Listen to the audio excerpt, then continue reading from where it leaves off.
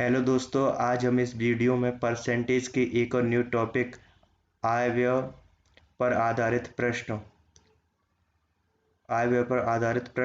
Part 1 की बात करते हैं। चलिए बिना टाइम के कम समय में ज़्यादा से ज़्यादा समझने की कोशिश करते हैं। आप कॉपी पेन लेके बैठिए और मेरे साथ क्वेश्चंस की प्रैक्टिस कीजिए। चलिए चलते हैं, समझते हैं।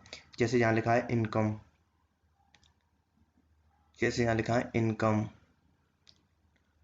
और यहाँ लिखा है एक्सपेंडिचर, और यहाँ लिखा है सेविंग। अब समझते हैं क्या होता है।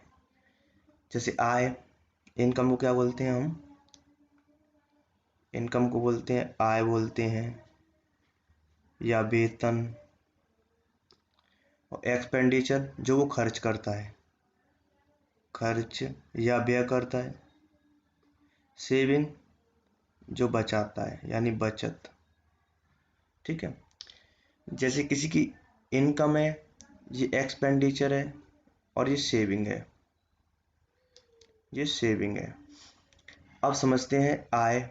इनकम को हिंदी में बोलते हैं आय या वेतन, एक्सपेंडिचर यानी खर्चा, और सेविंग को बचत। अब मैं इनकम को यहाँ आई से डिनोट करूँगा, एक्सपेंडिचर यानी खर्चे को ई से, और सेविंग को एस से। चलिए, अगर हमें किसी व्यक्ति का एक्सपेंडिचर यानी खर्चा दिया हो और बचत दी हो, तो उसकी इनकम निकालेंगे तो कैसे निकालेंगे? बराबर भाई खर्चे को और बचत को जोड़ देंगे तो उसकी इनकम आ जाएगी। चलिए कम से कम समय में ज़्यादा से ज़्यादा क्वेश्चन करने की कोशिश करते हैं, और इन बातों को मैं आपको क्वेश्चंस में समझाने की कोशिश करता हूँ।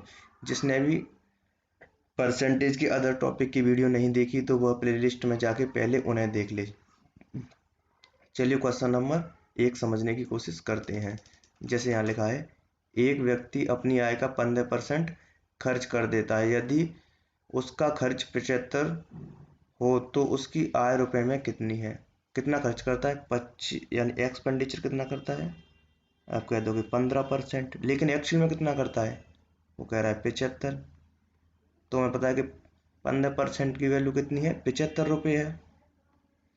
यहाँ से 1% की निकालेंगे तो कितनी आएगी? इसमें भाग लग जाएगा, यानी 75/15 भाग देंगे तो 5। पता है 1% की वैल्यू 5 है, तो 100% की वैल्यू कितनी हो जाएगी? 500। ऑप्शन नंबर डी सही है। आशा करता हूँ ये क्वेश्चन आपकी समझ आया होगा। चलिए क्वेश्चन नंबर 2 करने की कोशिश करते हैं। जैसे यहाँ लिखा है क्वेश्चन नंबर 2, जैसे श्री एक्स अपने वेतन का 35% भोजन पर और अपने वेतन का 5% बच्चों पर खर्च करते हैं। जनवरी 2022 में उसने इन दोनों मदों पर 17,600 खर्च किए, तो उस महीने में उसका वेतन है। अब ये वह कह रहा है कि 35% वेतन भोजन पे, यानी भोजन यानी फूड पे कितना कर देता है वो? आप कह दोगे 35% फूड पे कर देता है। 5% बच्चों की शिक्षा, एजुकेशन पे कितना करता है? 5%। जनवरी 2022 में उसने इन दोनों मदों पर 17,600 रुपये खर्च किए, लेकिन परसेंटेज में कितना किया? 35 और 5 40, यानी 40% बराबर कितना है? 17,600। तो उस महीने का वेतन कितना होता है? 100%। तो 100% बराबर 17,600/40 नीचे आ जाएगा, इंटू 100 निकालेंगे तो 100 का भाग लग जाएगा, गुणा हो जाएगा। तो इससे काटेंगे इसको, 0 से 0, 4 से 4 चक 16, 1 बचा, 4 चक 16, 1 0, एक 0 ये है, और 100 का गुणा करेंगे कितना आएगा? 44,000, यानी 44,000। ऑप्शन नंबर बी सही है। आशा करता हूँ ये क्वेश्चन आपकी समझ आया होगा। चलिए क्वेश्चन नंबर 3 करने की कोशिश करते हैं। आप कॉपी पेन लेके बैठिए और मेरे साथ क्वेश्चंस की प्रैक्टिस कीजिए। अब समझते हैं। जैसे यहाँ लिखा है, किसी व्यक्ति के वेतन का 20% भाग किराए पर खर्च करता है, यानी कि वो रेंट पे कितना करता है? 20% करता है होता है, और 60% भाग जीवन यापन पर खर्च करता है, यानी कि जीवन यापन में ऐसे लिख रहा हूँ, जीवन का जी, यापन का भाई, 60% खर्च करता है। और 10% भाग की वो बचत करता है, और सेविंग कितना करता है? 10% की बचत करता है। यदि वह शेष 30 रुपये बच्चों की शिक्षा पर खर्च है, यानी एजुकेशन। अब देखो टोटल उसकी इनकम होगी अपने आप में कितनी होगी, 100% होगी। 100% में रेंट पे यानी किराए पे 20%, ये उसने जीवन यापन में खर्च कर दिया, इसने की सेविंग कर ली, यानी 60 20 80 90%। 90% तो ये, और जो एक्सपेंडिचर यानी कि जो एजुकेशन पे कर रहा है खर्च, वो कितना कर रहा है, 30 रुपये। लेकिन वो परसेंटेज में कितना कर रहा है, 90 तो इन तीनों पे कर लिया उन्होंने, भाई 90 तो ये तीनों पे कर लिया, बचा कितना, ये 10%, यानी 10% की वैल्यू कितनी है, 30 है। तो उसका वेतन है, वेतन कितना होता है अपने में, 100%, गुणा इसमें 100, गुणा 10 का दोगे तो इसमें भी 10 का,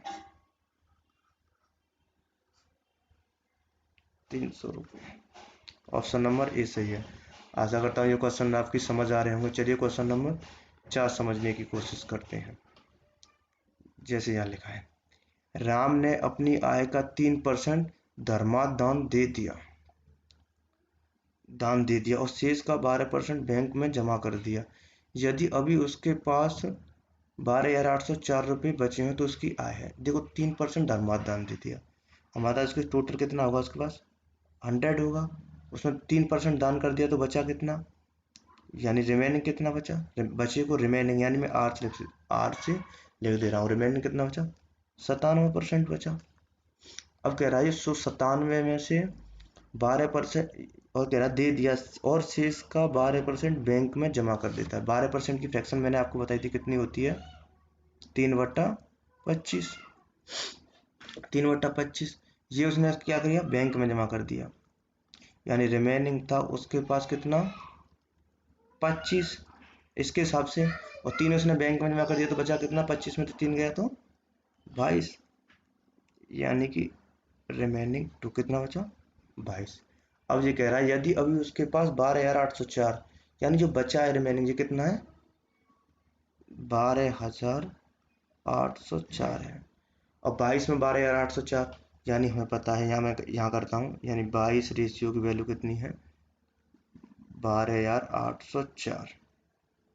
हमें निकालनी कितनी है, यदि उसकी आय 100 निकालनी है तो हमें पता है कि पहले इन दोनों को बराबर करेंगे, और ये दोनों बराबर हैं तो हम 25 रेशियो के एक रेशियो के निकालेंगे तो कितना आएगा, 12,804/22।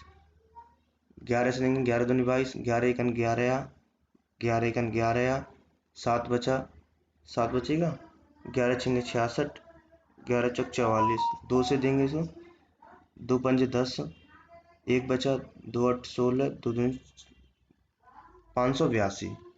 अब हमें पता है कि एक रेशियो की वैल्यू 582 है तो 25 रेशियो की वैल्यू यहाँ करता हूँ, थोड़ा उसमें कैलकुलेशन वैसे कोई दिक्कत नहीं है, यानी 25 रेशियो बराबर 582 गुणा 25। लेकिन जो 25 रेशियो वो किसकी वैल्यू है, 97 की, तो इसमें 97 का भाग लग जाएगा, और निकालनी कितनी है, 100 की, तो 100 का गुणा लग जाएगा, 97 का किया ना। अब देखो 9 6 54, यानी 6 गुना आ रहा है, तो ये 6, वैसे 7 6 42, यानी कि 9 6 54, यानी 6 गुना हो रहा है, 25 6 के 150, और 2 जीरो जी हैं, 15,000। ऑप्शन नंबर बी सही है। आशा करता हूँ ये क्वेश्चन आपकी समझ आया होगा। बस कुछ नहीं है, इस क्वेश्चन में कैलकुलेशन है, और ये समझना है हमें, ये कैसे बराबर करना है। भाई हमें पता है कि 22 रेशियो की वैल्यू उसने इतनी दे रखी है, तो हमने एक रेशियो की निकाल ली, एक रेशियो कितनी निकलनी है, 582 निकली है। तो हमें पता है कि 25 रेशियो की वैल्यू कितनी होगी, 582 गुणा 25। अब जो 582 गुणा 25 जो ये रेशियो है भाई, ये दोनों बराबर हैं, तो हमें पता है कि 97 रेशियो की वैल्यू कितनी है, ये है, तो हम एक की निकालेंगे यहाँ तो इसका भाग लग जाएगा, हमें निकालनी कितनी है, 100 की, तो इसलिए 100 का गुणा लग जाएगा। आशा करता हूँ ये क्वेश्चन आपकी समझ आएगा। चलिए लास्ट क्वेश्चन देखते हैं, क्वेश्चन नंबर 5। जैसे यहाँ लिखा है, नीलम अपनी आय का 20% मकान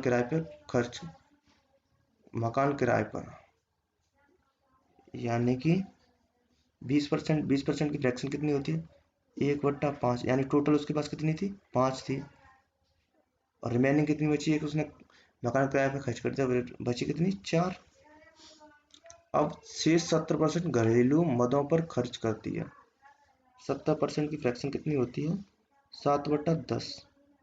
अब पता है कि टोटल कितनी है, यहाँ रिमेनिंग कितनी है, यहाँ से रिमेनिंग कितनी है 10 है, क्योंकि शेष में से बोल रहा है, और शेष कितना है यहाँ 4 है। रिमेनिंग में से 7 खर्च कर देता है, तो बचा कितना, यानी रिमेनिंग 2 कितना बचा है, 7 खर्च कर दिया 10 में से, तो कितना बचेगा 3 बचेगा। तो हमें पता है कि जो 3 रेशियो की वैल्यू कितनी है, वो कितना बच रहा है उसके पास 3600। तो 3 से 3600 जाने के लिए 120 का गुणा, तो इसमें 120 का करेंगे तो 1200। हमें पता है कि जो 1200 वो किसके बराबर है, 4 के बराबर है, 5 की निकालनी है। हमें पता है कि 4 के बराबर कितनी है 1200, तो गुणा कितना देना पड़ेगा 300 का, तो इसका निकालने के लिए बढ़ा देना पड़ेगा 300 का, तो 5 15।